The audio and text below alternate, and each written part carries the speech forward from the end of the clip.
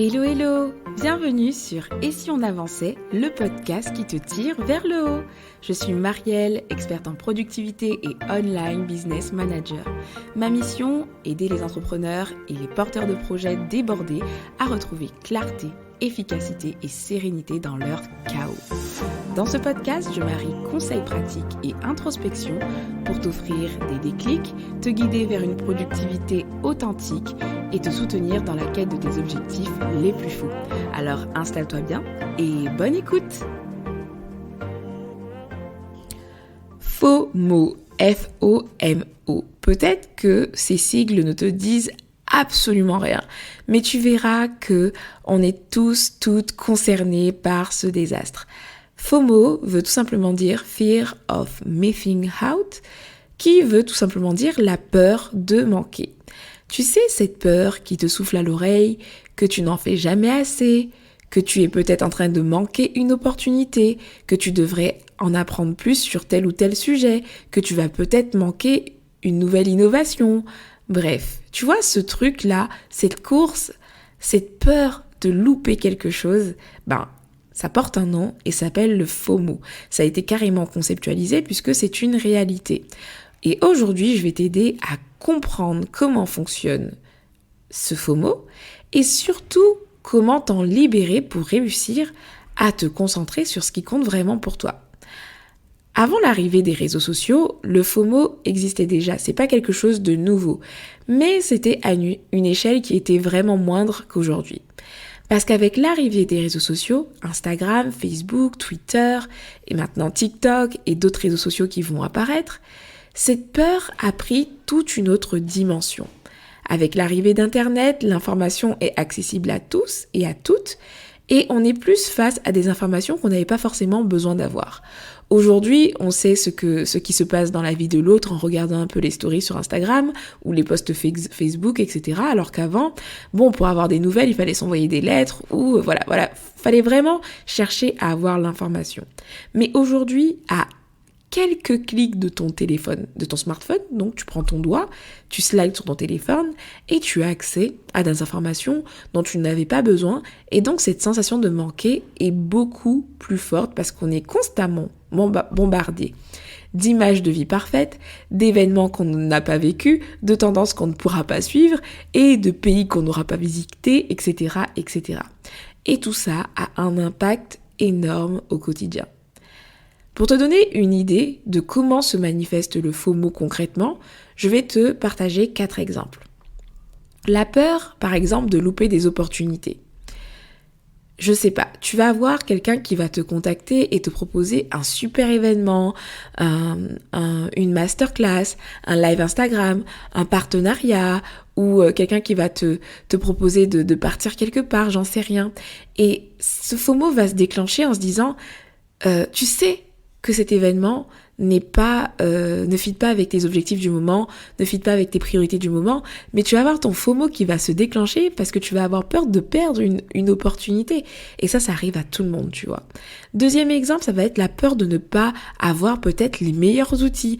Aujourd'hui, en ce moment, on parle beaucoup de Notion, mais il faut savoir qu'il y a un autre outil dont beaucoup de personnes parlent aussi, qui n'est pas Notion, d'ailleurs j'ai oublié son nom, mais on pourrait se dire que quand on est sur Notion, cet outil-là dont tout le monde parle, là, en tout cas les experts en productivité, peut-être que c'est sur lui qu'on doit aller. Et tu sais, on a toujours cette sensation de peut-être manquer quelque chose. Peut-être qu'aujourd'hui tu es sur Trello, un outil dont on parle plus du tout parce que il est un peu démodé, on va dire, il est pas très tendance. Et tu vas avoir cette sensation, la peur de manquer quelque chose et tu vas peut-être délaisser Trello pour tester Notion, tu vois. Ça, c'est du FOMO. Par exemple, la peur aussi de rater une information. Consulter constamment et intempestivement son fil d'actualité, Instagram, Facebook, peu importe le fil d'actualité, tu vois, de peur de manquer une information, c'est du FOMO.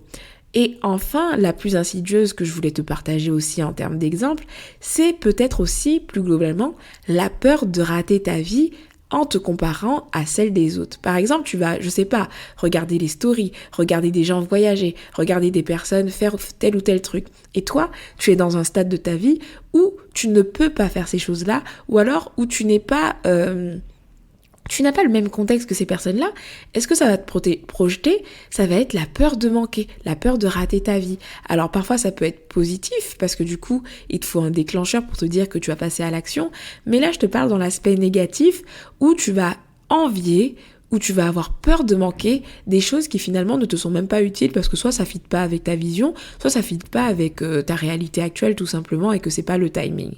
Donc tu vois un peu ce que je veux dire par FOMO, et puis si tu n'es toujours pas sûr, je vais te proposer un test avec 4 questions pour savoir si tu souffres à fond du FOMO ou pas. Alors voilà, petit test express. Est-ce que tu passes beaucoup de temps à regarder ce que font les autres plutôt qu'à vivre ta propre réalité? Ressens-tu une anxiété à l'idée de ne pas consulter tes notifications pendant quelques heures, une journée, voire plus? Est-ce que tu compares souvent ta vie à celle des autres ou tu te sens plutôt souvent en retrait? Est-ce que tu te dis souvent que tu vas dire oui parce que tu as peur de manquer une opportunité, même si ça va à l'encontre de tes besoins? Si tu as répondu oui à au moins 2 de ces questions, ou si ces 4 figures te parlent d'une façon ou d'une autre, il se pourrait que tu sois en pleine spirale de FOMO. Et ce FOMO a des conséquences, et c'est pour ça que je t'en parle aujourd'hui. Parce que quand tu es dans du FOMO, ça te crée de l'anxiété, du stress, de la perte d'attention.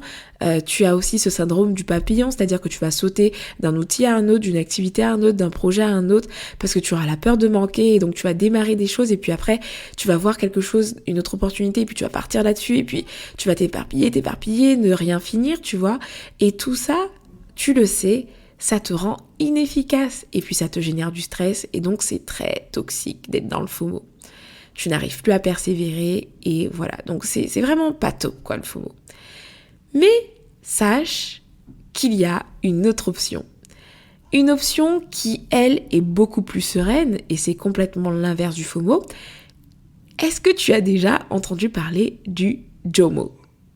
La joie de manquer, joy of missing out. Et c'est cette alternative que je vais te présenter dans cet épisode de podcast. C'est cette alternative que je vais te proposer.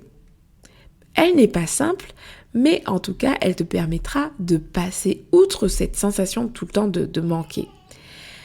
Le JOMO, c'est l'acceptation qu'on ne peut pas tout voir, qu'on ne peut pas tout faire et que c'est ok, tout simplement. Mais avant que je te partage, tu vois, 2 choses qui me semblent essentielles pour pratiquer le JOMO au quotidien, je voulais faire un petit aparté par rapport au marketing. Tu sais, dans le marketing, des fois, on parle de FOMO parce que un vendeur va créer chez toi la peur de manquer une opportunité. Et des fois, en fait, cette peur de manquer une opportunité peut être très mal vue. En fait, on va se dire, mais c'est toxique, cette personne, elle fait tout pour vendre son produit. Mais en fait, je voulais qu'on en parle et qu'on se responsabilise un peu. Il arrive que pour vendre, donc dans le marketing, on appuie sur des leviers, en fait, pour t'encourager à passer à l'action rapidement. Et je pense qu'il est très très important, je me répète, de nous responsabiliser par rapport à ça et pas juste se dire que c'est un manque d'éthique ou pas. Je vais te donner mon exemple, c'est que moi j'ai essayé de vendre sans peur de manquer, sans FOMO, c'est-à-dire sans compte à rebours, sans deadline, juste t'annoncer une offre comme ça. Et tu sais ce qui se passe ? C'est que les gens ne passent pas à l'action. En tout cas, la plupart des personnes ne passent pas à l'action.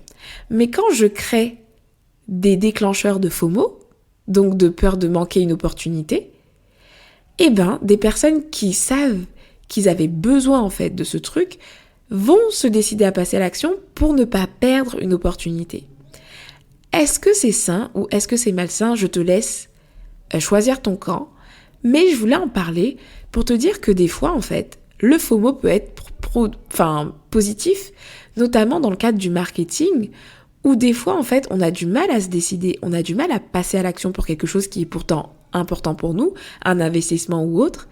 Et donc, quand le vendeur va créer un contexte, des clés, des leviers, en fait, qui vont te faire passer à l'action rapidement, ben, je trouve que c'est du FOMO positif. Moi, si j'achète un produit, c'est le marketing va m'aider à en voir la valeur, tu vois.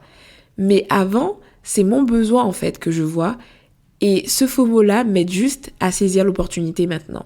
Et donc, je suis complètement OK avec ça. Et je voulais ouvrir la parenthèse parce que je pense que c'est important d'en parler parce que je sais pas d'ailleurs quel est ton avis là-dessus, n'hésite pas à me le partager. Mais je trouve important de dire quand même que le FOMO en marketing, c'est, en tout cas selon moi, quelque chose de non toxique.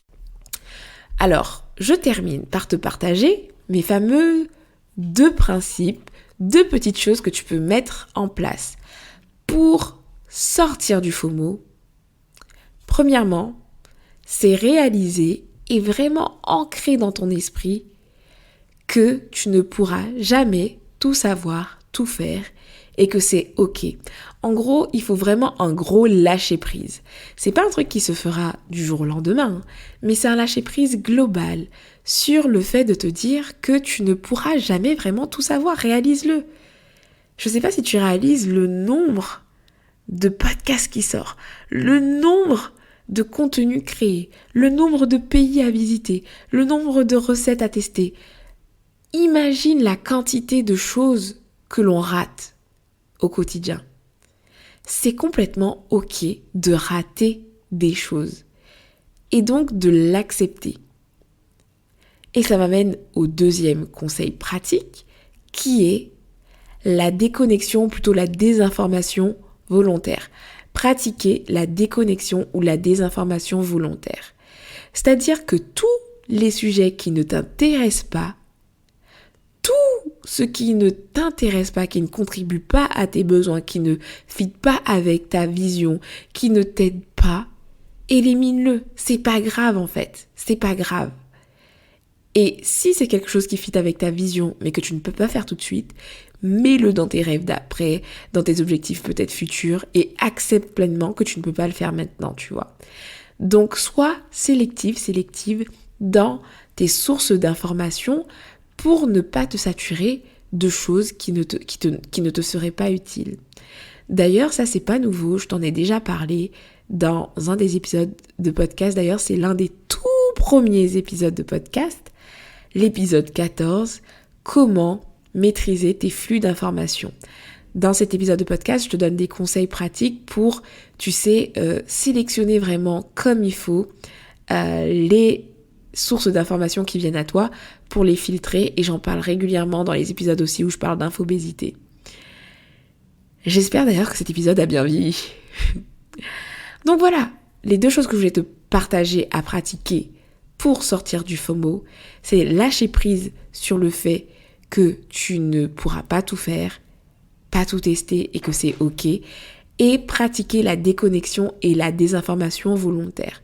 Comment pratiquer la déconnexion et la désinformation volontaire ? Premièrement, tu fais le tri dans tes sources d'informations, ça sert à rien de te polluer d'informations qui ne te seront pas utiles. Puis, deuxièmement, c'est aussi te bloquer du temps où tu ne consommes pas d'informations, tu vois. Moi, je sais que par exemple, les week-ends, je me déconnecte très très souvent d'Instagram, etc. parce que je ressens ce besoin d'être juste dans le moment présent. Et à aucun moment, je me dis, mince, je vais rater des stories, mince, je vais rater ceci, je vais peut-être rater l'opportunité du siècle. Non, je suis vraiment OK avec ça parce que dans ma philosophie de vie et dans mes besoins, j'ai besoin de déconnecter les week-ends et je suis complètement OK avec ça. Et à côté de ça, je suis très sélective sur mes flux d'informations. Je sais à quel newsletter je suis abonnée. Je sais à quel contenu je suis abonnée. Je sais quel livre je lis en ce moment par rapport à quel besoin. Je sais quelle formation je vais suivre par rapport à quel besoin. Et c'est pas grave si je manque la dernière astuce qui n'a rien à voir avec mes objectifs. Et c'est pas grave si je ne suis pas la tendance X ou Y parce que ça ne fait pas partie de mes objectifs. Donc, je sais que ça n'est pas quelque chose de facile quand on est à fond dans le FOMO, mais le pratiquer au quotidien, pratiquer ces petites choses, t'aidera à sortir de ce FOMO toxique. Donc, je sais pas si cet épisode t'a parlé, n'hésite pas à me partager, ton ressenti, FOMO ou pas FOMO. Est-ce que tu arrives délibérément à te détacher de l'information et ne pas avoir cette peur de louper quelque chose, ou est-ce que c'est difficile pour toi ? Partage-moi juste ton ressenti, j'ai hâte d'avoir ton retour et je te remercie d'avoir écouté l'épisode jusque-là. Je te laisse, prends bien soin de toi et puis je te donne rendez-vous à un prochain épisode. Ciao ciao!